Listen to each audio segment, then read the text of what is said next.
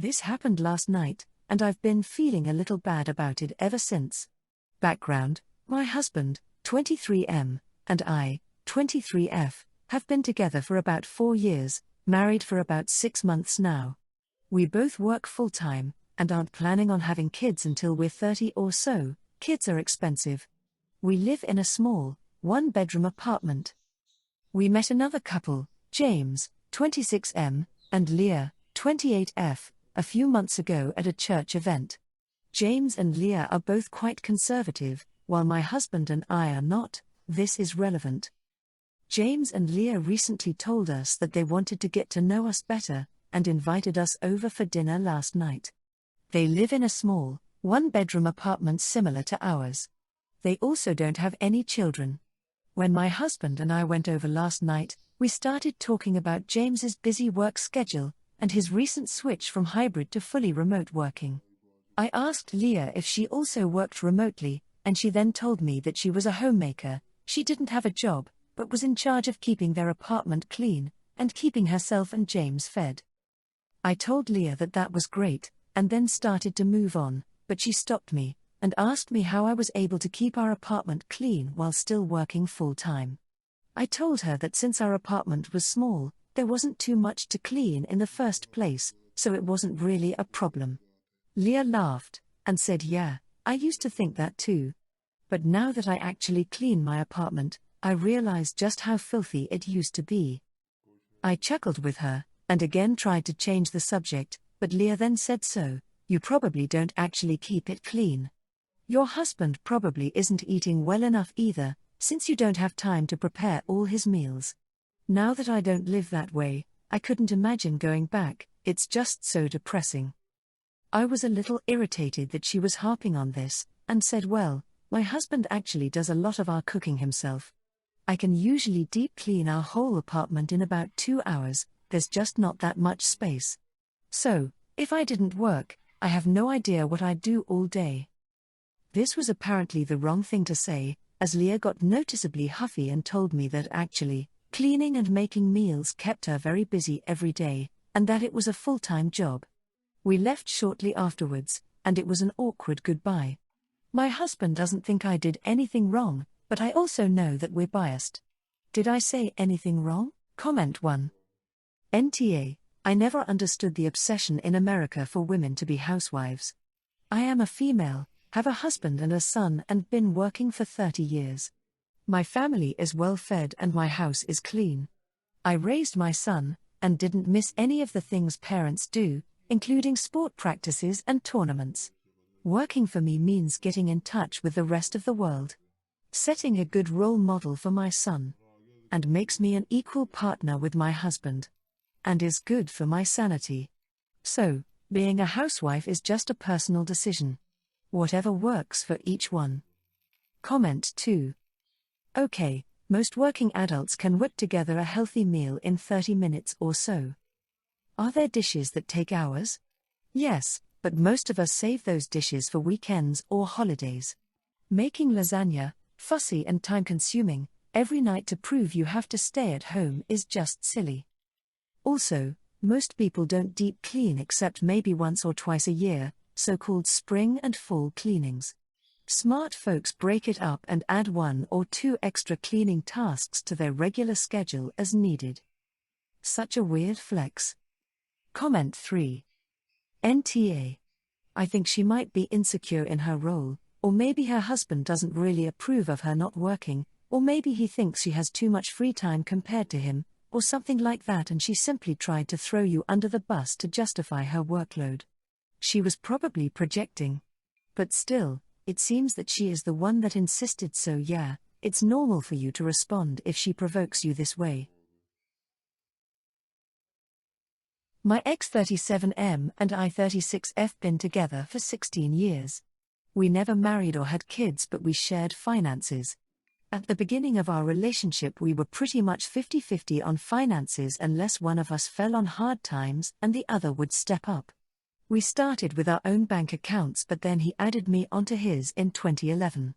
2014 he was trying to figure out what he was going to do when he lost job. He tried all these different ventures that didn't really work out for him. It got to the point where I was able to claim him on my taxes as a dependent. From 2015 to 2019 I was carrying us. It got to the point where he stayed home and I was working 2 jobs and going to school. I struggled with setting boundaries and wouldn't confront him for not working. He hated his last job in 2014 to the point where he was always miserable and was very unpleasant to be around. I was too scared to rock the boat, so I just took it. My fault, I know. In 2017 I got a job at a bank and a gym. I went back to school to get a degree in IT. While working in the bank, I was able to get my credit from 580 to 690 by 2019. In 2019, before the housing market got crazy, we decided to buy a house. We found a house we like, went through with the purchasing process. Since I was the one with the good credit and the job, we put the loan in my name. I came up with the down payment, closing costs, and even materials to update the home using one of my IRAs. After close, he finally got a job where he took over ownership of a business. This company required a lot of remodeling. While he was doing all that for his business, I was remodeling the home, pulling carpet, installing new floors, painting walls and installing new light fixtures. The house was outdated. Doing all this while working and going to school. He didn't help with remodeling the home, but that was because he spent all his time at the business remodeling it.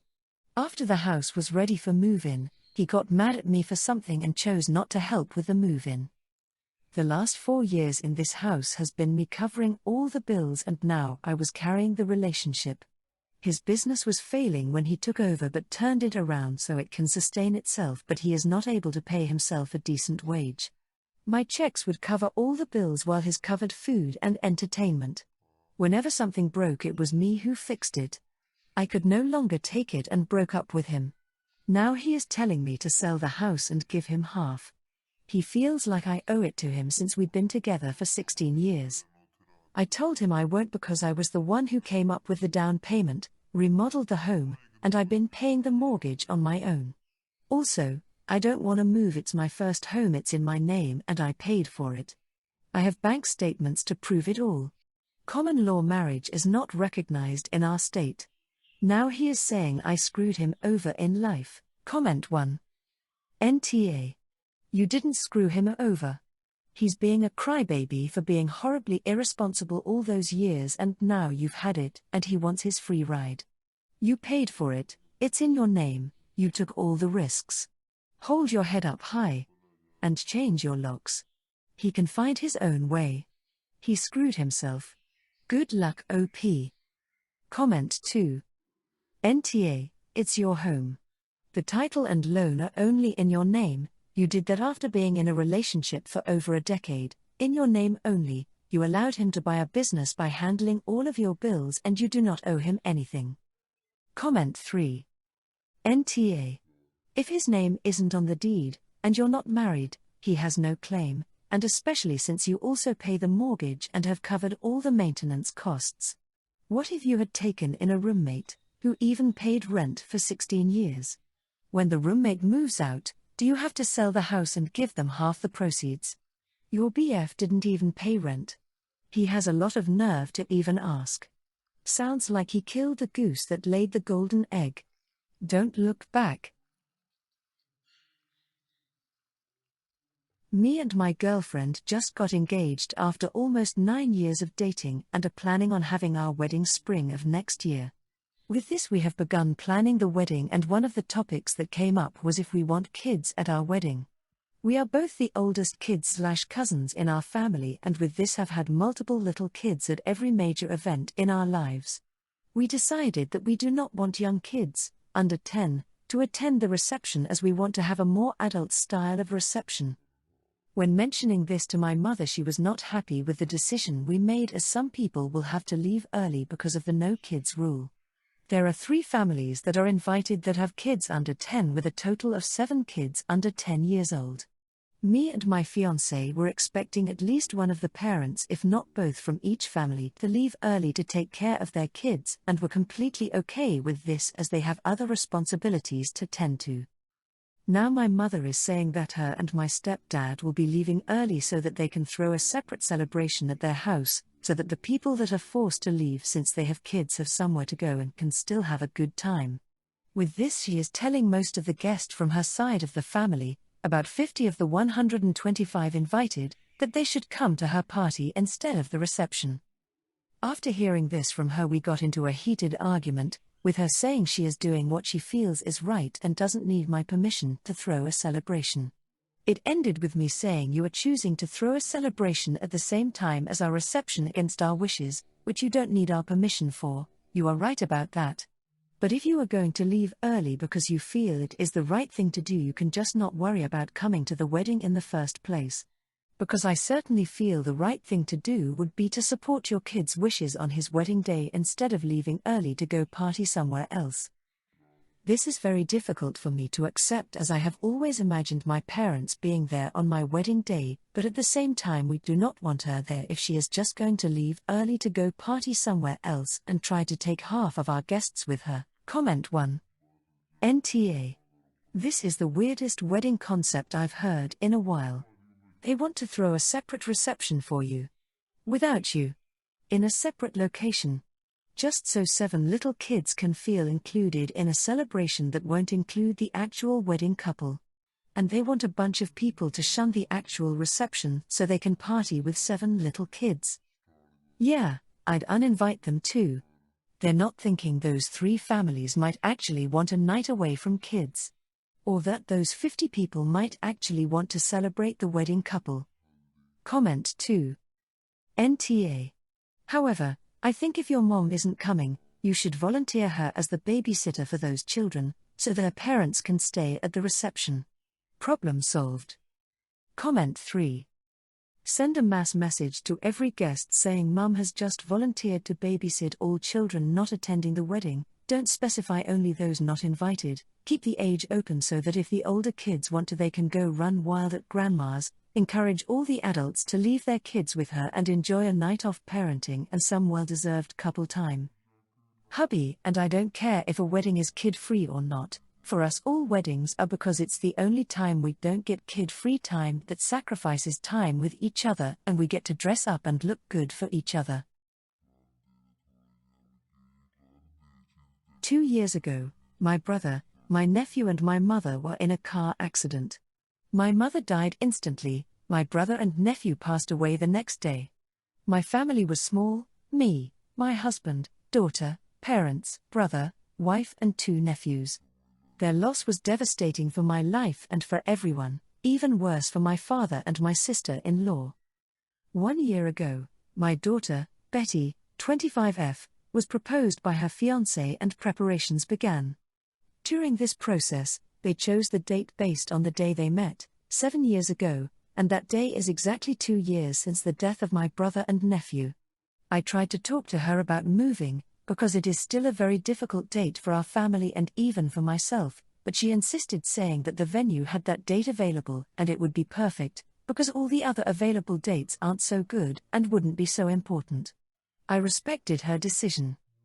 Recently, she sent the invitations to everyone and, as I predicted, my sister-in-law, my nephew, 24M, and my father responded that they would not attend, and despite not telling her, my father and sister-in-law told me that the date choice was sound an offense to them.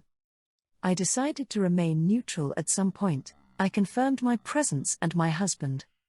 Today my daughter called me unhappy that no one but us confirmed. My husband doesn't have family on his side, and her family part was empty, and she expected everyone to go on that date, even more so after she explained the reason to them about the date, but they still refused. I tried to be supportive, but I said, "Love, this date is difficult even for me, but I will go to your wedding, but you have to understand that this choice of date had this consequence and you would have to deal with the consequences of your choices."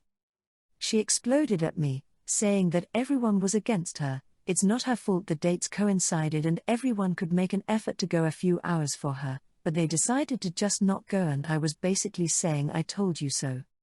She hung up without me answering and we still haven't spoken. My husband said he understands me, but I should have stayed away from it. Comment 1, NTA, either she picks a different day or should expect most of your family to not come. Personally, I'd have a hard time celebrating my wedding on the exact same day my grandma, uncle, and cousin died.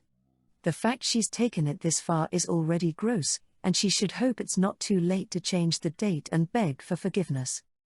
Comment 2. NTA. It isn't your daughter's fault that she and her fiancé met about the same time her family members passed. It is her fault, however, that she still chose that day as her wedding day, knowing the hurt that that day brought to her loved ones. You tried to warn her, but she didn't care, and now she's suffering the consequences of her actions. Comment 3. NTA. I am sorry, but your daughter is selfish and entitled. Yes, I know everyone died, but we had drinks together on this day, so it's all good. Show her, or your husband or both, the comments and tell her to reconsider her position or accept that she is not in fact the center of everyone else's universe. And that for some family members a tragedy they will never forget is permanently linked to that date. My 24M girlfriend, 23F, and I went on a weekend trip with my family. At the end of it, my sister and I were taking selfies outside our cabin. Later, the rest of our family joined, and my sister's boyfriend came along too, but my girlfriend stayed inside. On the ride home, she told me she was upset that I didn't invite her out to take a photo with us. When she heard my sister called her boyfriend over for the family photo, she thought that I'd do the same, but I never did, and it made her sad. I told her that it wasn't a big deal, she should have just joined us instead of waiting for me to invite her. But she pressed on, saying that she felt awkward because we kept calling it a family photo, and a gesture like what my sister did would have been kind.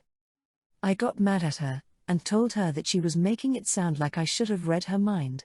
Again, my family weren't strangers to her. She could have said that she wanted to be in the photo with us. Or she could have followed my sister's boyfriend and joined in. She agreed that it wasn't a big deal, but it still made her upset. And I might have been an a-hole here, I replied somewhere along the line like fine, I'll call her whenever I take a photo with my parents. We're at a standstill. I apologized for what I said, but she keeps saying that it wasn't the point. I get that my comment was rude, but if she's talking about the pictures taken at the cabin, I don't understand why she's so hung up on it. She has plenty of photos from this trip, both with individuals and with the group. Comment 1, YTA come on, your GF felt excluded and told you that upset her, and your response was getting rude to say the least. It would have been rude/awkward to just get up and join the pics without being asked, so I get why she feels that way. She just wanted you to think of her. The second you saw your sister's BF, it shouldn't have been a second thought to call out for her. To her, she might have felt left out intentionally. Your sister called her BF over and she sat there waiting for you to do the same. When you didn't, she probably assumed you didn't want her in it. It may not be a big deal to you, but she felt lonely and excluded. That never feels good. Comment 2. Yes, it's definitely not on her to invite herself to the family photo. But also how rude of literally everyone else in the family not to think of her either. I, 35F, have a group of friends I've known since uni. We have always been close, and despite all moving to different parts of the country, we make the effort to have weekends away in an Airbnb a few times a year. Of the 6 of us, I'm the only one without kids. I don't mind kids, but just not interested in having my own. When we do our weekends, they often bring their kids, not partners, it's just us and the kids. We always split the cost of the Airbnb equally and arrange a supermarket food delivery, which is also split 6 ways despite the fact the kids' stuff is half the food bill. They're all fussy, so completely separate food is bought for them, chicken nuggets, fish fingers, etc. I am gluten intolerant, so need special foods, but the group asked me not to add those to the order due to expense. They don't seem to get me paying for kids' food I won't eat is the same as them paying for gluten-free food. Also, as the childless one, I get the sofa bed whilst the others get the big, comfy bedrooms for them and their kids. It's just assumed that it's okay and I never get consulted. As you can tell, I find it annoying as it's never acknowledged that I get the short straw despite paying the same as them. However, I love spending time with them, so I don't say anything to avoid rocking the boat. That was until recently when I got a dog. None of my friends or their kids have an issue with dogs, but they're also not big dog people either. For our next meetup, I asked if anyone would mind if I bought the dog so I wouldn't have the expense of a dog sitter.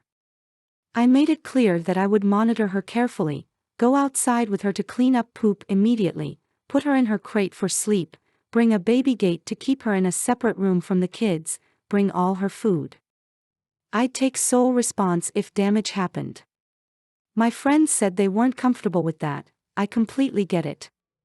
However, I said in that case I would need to pay for a sitter/kennels, and therefore I think we need to revisit the way we split the costs.